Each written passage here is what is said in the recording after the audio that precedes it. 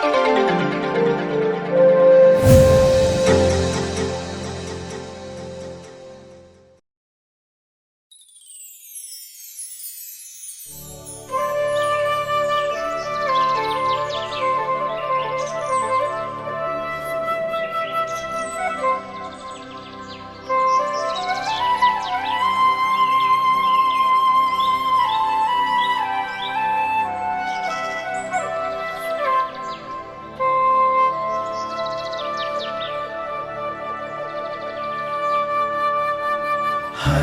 घर में ईश वचन, सत्य वचन, जीवन वचन।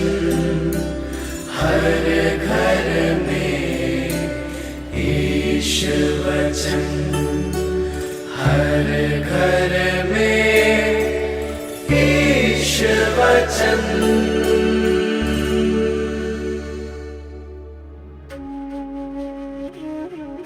संत मत्ती के अनुसार पवित्र सुसमाचार, अध्याय 9 पद संख्या 14 से लेकर 15। हे प्रभु, तेरी महिमा हो। इसके बाद योहन के शिष्य आए और यह बोले, हम और फरीसी उपवास किया करते हैं, आपके शिष्य ऐसा क्यों नहीं करते?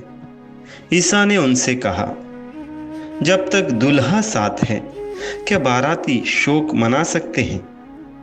किंतु वे दिन आएंगे जब दुल्हा उनसे बिछुड़ जाएगा, उन दिनों वे उपवास करेंगे। प्रभु का सुसमाचार। हे क्रिस्त, तेरी स्तुति हो। प्रभु यह कहता है, तुम लोगों के विचार मेरे विचार नहीं, और मेरे मार्ग तुम लोगों के मार्ग नहीं। नबी ईसायाह का ग्रंथ अध्याय 55 पद संख्या 8।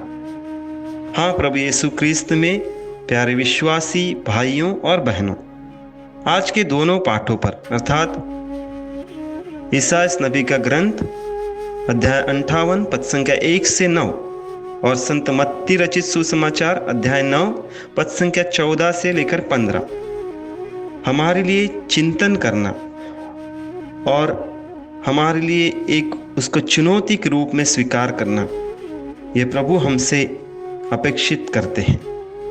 इन पाठों के द्वारा प्रभु हमें कोई समाज सेवा का पाठ नहीं, बल्कि सच्ची धार्मिकता का वो पाठ पढ़ा रहे हैं जिसके द्वारा लोगों की भलाई और ईश्वर की महिमा हो।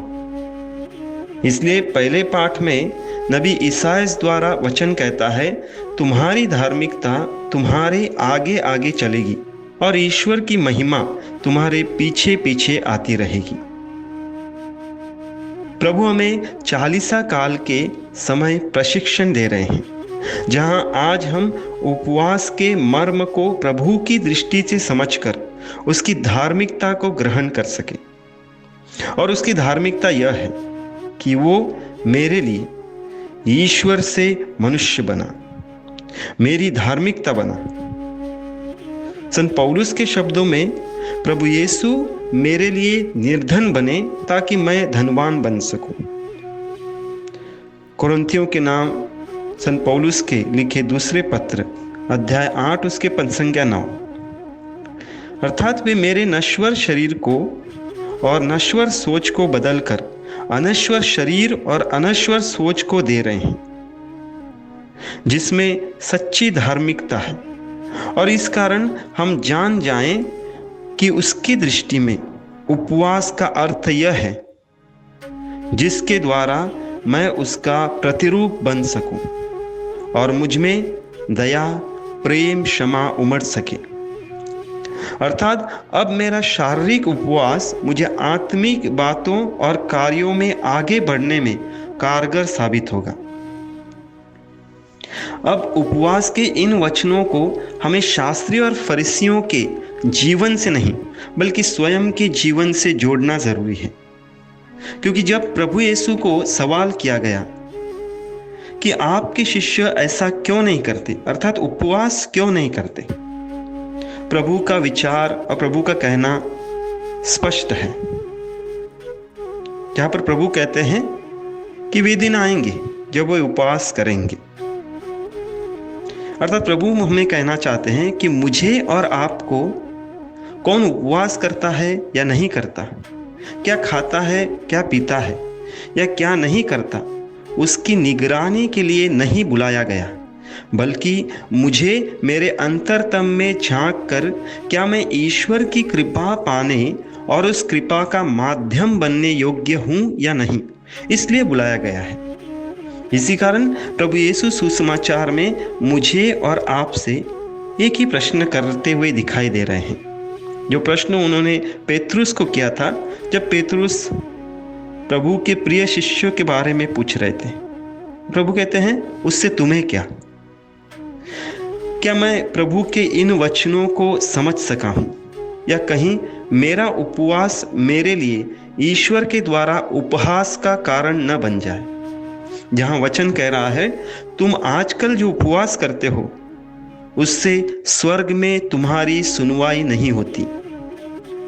नबी ईसायाह का ग्रंथ अध्याय 58 पद संख्या 4। हम प्रार्थना करें। हे प्रभु, हमें यह कृपा प्रदान कर कि इस चालीसा के प्रशिक्षण को, जो कार्यकाल हमें तुमसे मिला है, हम तेरी दृष्टि में धार्मिक बनकर सच्ची धार्मिकता को प्राप्त कर सके। आमीन।